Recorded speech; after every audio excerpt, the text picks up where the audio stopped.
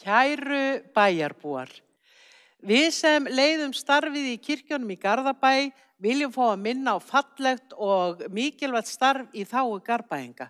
Við erum svo lánsöm að nærri 70% af bæjarbúum eru skráð í kirkjuna og sóknargjöldin eða félagsgjöldin ykkar bera upp í starfið.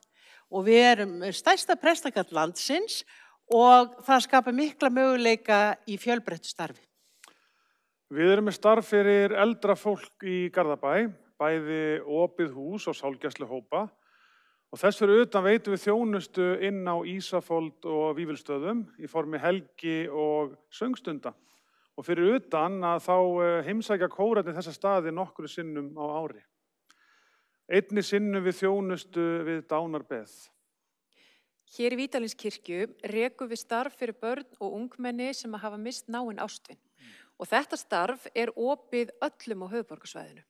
Við erum líka afskaplega glöð að það skuli vera núna í boði á Norðurlandi og Austurlandi svo starfið það dreifist landið. Já.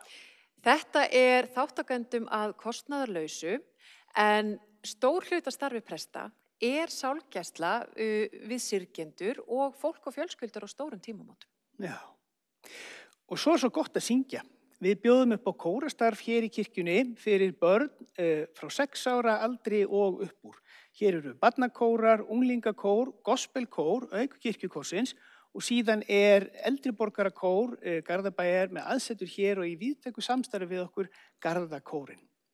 Þess utan erum við með blómlegt æskulísstarf, 6-9 ára starf, 10-12 ára starf, sunnudagaskóli, æskulísfélag og reglulegar fjölskylduguðþjónustur og allt þetta er að kostnaðarlausu og það skiptir okkur miklu máli að halda því þannig. Og svo þarf líka að viðhalda húsnæði.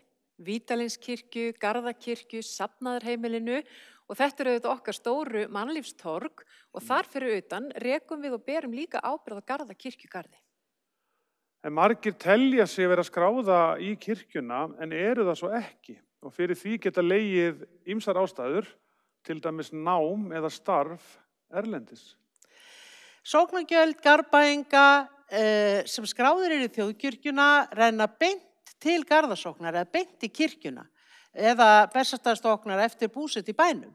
Þau eru tekin að tekjuskatti og því miður hefur það verið skert síðustu ár og svo liggur það fyrir í fjárlögum að það er enn skerðing og þess vegna langar okkur að biðja bæjarbúa að skoða hug sinn og skráningu. Það skiptir máli að hafa sem flesta með í þessu mikilvæga starfi sem er unnið í þágu bæjarbúa. Þú getur kannað skráningu þína á island.is og breytt henni þú vilt. Það mikilvægasta er að vera með.